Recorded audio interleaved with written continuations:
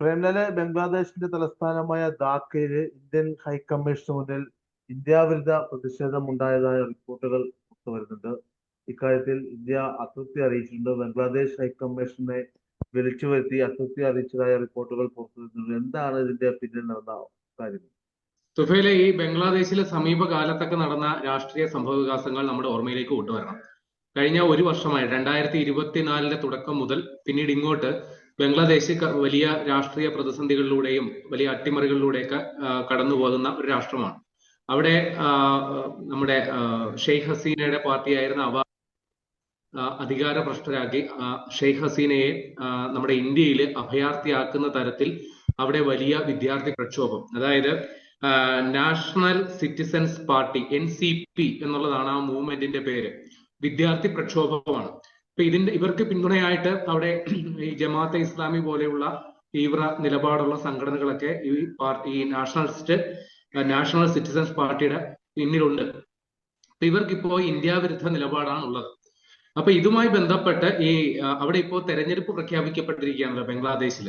അപ്പൊ അവിടെ ഈ നാഷണൽ സിറ്റിസൺസ് പാർട്ടിയുമായിട്ട് സഹകരിച്ച് പ്രവർത്തിക്കുന്ന ഇൻകുലാബ് മഞ്ച് എന്ന് പറയുന്ന ഒരു വിശാലമായ സഖ്യമുണ്ട്. അപ്പൊ അതിന്റെ സ്ഥാനാർത്ഥിയായിട്ടുള്ള ഒരു ഒസ്മാൻ ഹാദി എന്ന് പറയുന്ന ഒരു ചെറുപ്പക്കാരൻ. അപ്പൊ അദ്ദേഹത്തിന് ഈ ധാക്കയിൽ വെച്ച് കഴിഞ്ഞ 12-ാം തീയതി വെടിയേറ്റു. അപ്പൊ ഇദ്ദേഹം ഏതാണ്ട് മരണത്തോട് മല്ലിട്ടുകൊണ്ടിരിക്കുകയാണ്. ഇപ്പൊ സിംഗപ്പൂരിൽ എത്തിച്ച് അദ്ദേഹത്തെ വിദഗ്ധ ചികിത്സയ്ക്ക് വിധേയമാക്കിക്കൊണ്ടിരിക്കുകയാണ്. അപ്പൊ അദ്ദേഹത്തിന്റെ മസ്തിഷ്ക മരണം സംഭവിച്ചു എന്ന തരത്തിൽ റിപ്പോർട്ടുകളൊക്കെ വരുന്നുണ്ട്. കാര്യം മരുന്നുകളോട് അദ്ദേഹം പ്രതികരിക്കുന്നില്ല. അദ്ദേഹത്തിന്റെ ആന്തരിക രക്തസ്രാവം ഉണ്ട് എന്നുള്ളതിൽ റിപ്പോർട്ടുകളൊക്കെ വരുന്നു. എന്നാൽ അദ്ദേഹം ഇതുവരെ മരണത്തിന് കീഴടങ്ങിയിട്ടില്ല എന്നുള്ളത് മാത്രമാണ്. പക്ഷേ അദ്ദേഹത്തിന്റെ തലച്ചോറ് അതിന്റെ പ്രവർത്തനം നിലച്ച അവസ്ഥയിലാണെന്നും പറയപ്പെടുന്നു. അപ്പൊ ഈ ഉസ്മാൻ ഹാദിയുടെ വെടിവെപ്പിന് പിന്നിൽ ഇന്ത്യ ആണെന്നുള്ളതാണ് ഈ നാഷണൽ സിറ്റിസൺസ് പാർട്ടിയുടെ നിലപാട്.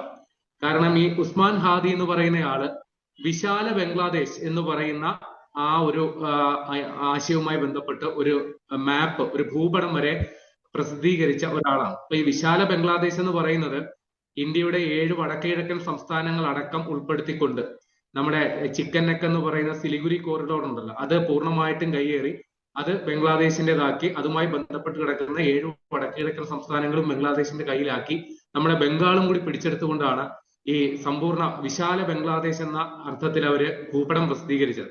അപ്പൊ അങ്ങനെയൊക്കെയുള്ള ഇന്ത്യ വിരുദ്ധ പ്രക്ഷോഭങ്ങൾ അല്ലെങ്കിൽ പ്രചാരണങ്ങൾ നടത്തിയ ആളാണ് ഈ ഒസ്മാൻ ഹാദി.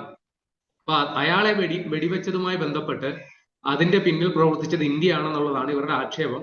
പക്ഷെ നമുക്കറിയാം ഈ ബംഗ്ലാദേശില് ഈ തെരഞ്ഞെടുപ്പ് പ്രഖ്യാപിക്കുന്നതിന് മുമ്പും അതിനുശേഷവും വലിയ ക്രമസമാധാന പ്രശ്നങ്ങൾ ബംഗ്ലാദേശിൽ നടക്കുന്നുണ്ട്. അതിന്റെ കാരണം അവിടുത്തെ പ്രബല രാഷ്ട്രീയ കക്ഷിയായ ഈ അവാമി ലീഗിനെ ഇപ്പോൾ നിരോധിച്ചിരിക്കുകയാണ്. അപ്പൊ ആ അവാമി ലീഗിനെ പിന്തുണയ്ക്കുന്ന പ്രവർത്തകർ ഇപ്പോഴും, അല്ലെങ്കിൽ ഷെയ്ഖ് ഹസീനയുടെ പ്രവർത്തകർ ഇപ്പോഴും ഒളിഞ്ഞും തെളിഞ്ഞും ബംഗ്ലാദേശിലെ നിലവിലെ ഭരണകൂടത്തിനെതിരെ നിലപാടെടുക്കുന്നുണ്ട്. അവിടെ ഈ നമ്മുടെ ഷെയ്ഖ് ഹസീനയെ വധശിക്ഷയ്ക്ക് വിധിക്കുന്നതുമായി ബന്ധപ്പെട്ടൊരു കോടതി നടപടി അവിടെ പുരോഗമിച്ചിരുന്നു. ആ സമയത്ത് ബംഗ്ലാദേശിന്റെ പലയിടങ്ങളിലായിട്ട് സ്ഫോടന പരമ്പരകൾ പോലും, നാടൻ ബോംബാണ് പൊട്ടിയത്, പരമ്പര പോലും നടന്നിരുന്നു. അപ്പൊ അതിന്റെ തുടർച്ചയായിട്ടാണ് വാസ്തവത്തിൽ ഈ ഒസ്മാൻ ഹാദിക്ക് വെടിയേറ്റത്. പക്ഷെ അതിന്റെ പിന്നിൽ ഇന്ത്യയാണെന്ന് ആരോപിച്ചുകൊണ്ടാണ് ഈ NCP പ്രവർത്തകര് നമ്മുടെ ധാക്കയിലെ ഇന്ത്യൻ ഹൈക്കമ്മീഷന്റെ മുമ്പിലെ പ്രതിഷേധവുമായിട്ട് വന്നു. ആ പ്രതിഷേധം അക്രമാസക്തമായി. അവിടെ ഈ NCPയിലെ പെട്ട ഒരു നേതാവ്, അദ്ദേഹത്തിന്റെ പേര് ഹസ്നത് അബ്ദുള്ള എന്നാണ്. അപ്പൊ അദ്ദേഹം അതിരൂക്ഷമായ അല്ലെങ്കിൽ നമുക്ക് ഉൾക്കൊള്ളാൻ പറ്റാത്ത രീതിയിലുള്ള ഇന്ത്യ വിരുദ്ധ പ്രസ്താവന നടത്തി. അദ്ദേഹം പറഞ്ഞത് ഇന്ത്യയുടെ 7 വടക്കുകിഴക്കൻ സംസ്ഥാനങ്ങൾ അത് ബംഗ്ലാദേശ് പിടിച്ചെടുക്കും. ഈ സിസ്റ്റർ സ്റ്റേറ്റ്സ് എന്നാണ് അതിനെ ഇന്ത്യ വിശേഷിപ്പിക്കുന്നത്. 7 സഹോദരി സംസ്ഥാനങ്ങൾ, അതിനെ ബംഗ്ലാദേശ് പിടിച്ചെടുക്കും. അല്ലെങ്കിൽ അത് പിടിച്ചെടുക്കാൻ വരുന്ന സേന ആരാണോ, വിഘടനവാദി പ്രസ്ഥാനങ്ങളാണെങ്കിൽ ശരി, തീവ്രവാദ പ്രസ്ഥാനങ്ങളാണെങ്കിലും ശരി, അവരെ ബംഗ്ലാദേശ് പിന്തുണയ്ക്കും. അങ്ങനെ ആ പറയുന്ന പ്രദേശത്ത് നിന്ന് ഇന്ത്യയെ വേർപെടുത്തും എന്നുള്ളതാണ് ഇദ്ദേഹം അവിടെ പ്രസംഗിച്ചത്.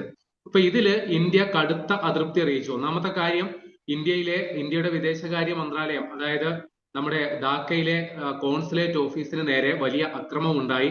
അവിടെ വേണ്ടത്ര സുരക്ഷ ഒരുക്കുന്നതിൽ ബംഗ്ലാദേശിന്റെ ഭരണകൂടം പരാജയപ്പെട്ടു.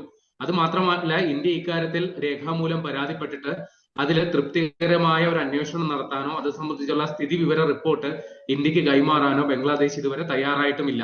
അപ്പൊ ഈ കാര്യത്തിലാണ് ഇന്ത്യയിലെ ബംഗ്ലാദേശിന്റെ ഹൈക്കമ്മീഷണർ മുഹമ്മദ് റിയാസ് ഹമീദുള്ള എന്ന് പറയുന്നയാളെ ഇന്ത്യയുടെ വിദേശകാര്യ മന്ത്രാലയം വിളിച്ചു വരുത്തി ഇന്ത്യയുടെ കൃത്യമായ അതൃപ്തിയും ഇന്ത്യയുടെ കൃത്യമായ പ്രതിഷേധവും ഇക്കാര്യത്തിൽ ഇന്ത്യൻ നിലപാടുകളും അറിയിച്ചത്. അപ്പൊ ഇതില് തൃപ്തികരമായ നടപടി ബംഗ്ലാദേശിന്റെ ഭാഗത്തു നിന്ന് ഉണ്ടാകണം എന്നുള്ളതാണ് ഇന്ത്യയുടെ ആവശ്യം. ഒപ്പം ഇന്ത്യ ഒരു കാര്യം പറയുന്നു, ഇന്ത്യ എപ്പോഴും ബംഗ്ലാദേശിലെ ജനങ്ങൾക്കൊപ്പം ആണ്, അവരുമായി സൗഹൃദം പുലർത്താനാണ് ആഗ്രഹിക്കുന്നത്. ബംഗ്ലാദേശിന്റെ വികസനവും സമാധാനവുമാണ് ഇന്ത്യയുടെ ലക്ഷ്യം. അതിന്റെ രാഷ്ട്രീയപരമായ സ്ഥിരതയ്ക്ക് വേണ്ടിയും ആണ് ഇന്ത്യ നിലകൊള്ളുന്നത്. സ്വതന്ത്രവും നീതിപൂർവവുമായ ഒരു തെരഞ്ഞെടുപ്പ് ബംഗ്ലാദേശിൽ നടക്കണം എന്നുള്ളതാണ് ഇന്ത്യയുടെ ആവശ്യം. അപ്പോ ഇന്ത്യൻ ഹൈക്കമ്മീഷൻ അടക്കം അല്ലെങ്കിൽ അവിടെയുള്ള ജനങ്ങളുടെ സുരക്ഷയ്ക്കടക്കം അവിടുത്തെ ഇടക്കാല സർക്കാർ വേണ്ട സുരക്ഷ ഉറപ്പുവരുത്തും എന്നുള്ളതാണ് ഇന്ത്യ ആഗ്രഹിക്കുന്നതെന്ന അടക്കമുള്ള കാര്യങ്ങളാണ് ബംഗ്ലാദേശിന്റെ ഹൈക്കമ്മീഷനിലെ ഡൽഹിയിലുള്ള ഹൈക്കമ്മീഷണറെ വിളിച്ചു വരുത്തി ഇന്ത്യ നിലപാട് അറിയിച്ചത്.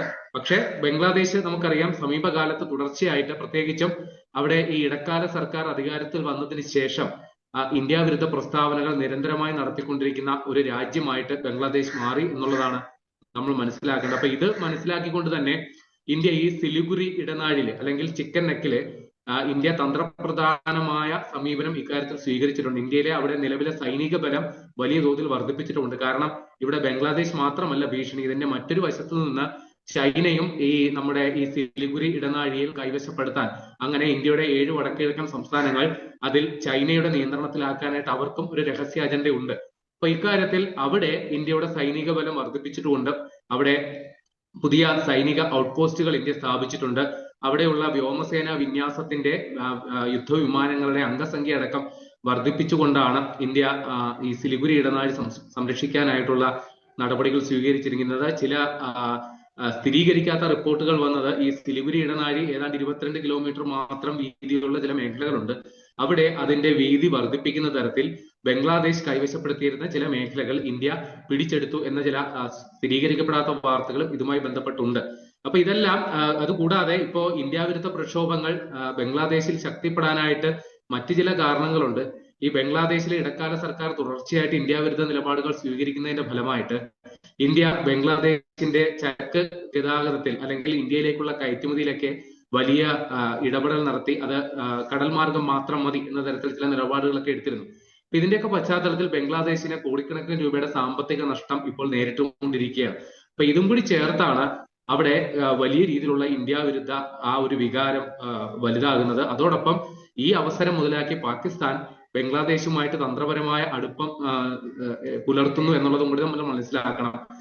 കൃത്യമായ ഇടവേളകളിൽ പാകിസ്ഥാന്റെ വിവിധ സൈനിക മേധാവികൾ അവിടെ വരികയും സൈനികമായിട്ടുള്ള സഹകരണം മെച്ചപ്പെടുത്തുന്ന തരത്തിൽ നിലപാടുകൾ എടുക്കുകയും ചെയ്തിരുന്നു. അപ്പോ നമുക്കറിയാമല്ലോ, 2 പാകിസ്ഥാനായിട്ട് വേർതിരിഞ്ഞു കിടന്ന കിഴക്കൻ പാകിസ്ഥാനാണ് ഇന്ത്യ 1971 ഒരു നമ്മുടെ വിജയ് ദിവസ് കഴിഞ്ഞ ദിവസം ആഘോഷിച്ചതേ ഉള്ളൂ. പാകിസ്ഥാനുമായിട്ടുള്ള പോരാട്ടത്തിൽ ബംഗ്ലാദേശിനെ ഇന്ത്യയാണ് ആ ഒരു രാജ്യം രൂപീകരിക്കാനായിട്ടുള്ള ഒരു അവസരം കൊടുത്തത്. അപ്പൊ ആ വിജയ് ദിവസവുമായിട്ടുള്ള ബന്ധപ്പെട്ടുള്ള ആഘോഷങ്ങൾക്കിടയിലും ബംഗ്ലാദേശിൽ വാസ്തവത്തിൽ നടക്കുന്നത് ഇന്ത്യ വിരുദ്ധ പ്രക്ഷോഭങ്ങളും ഇന്ത്യ വിരുദ്ധ വികാരവും ആണ്.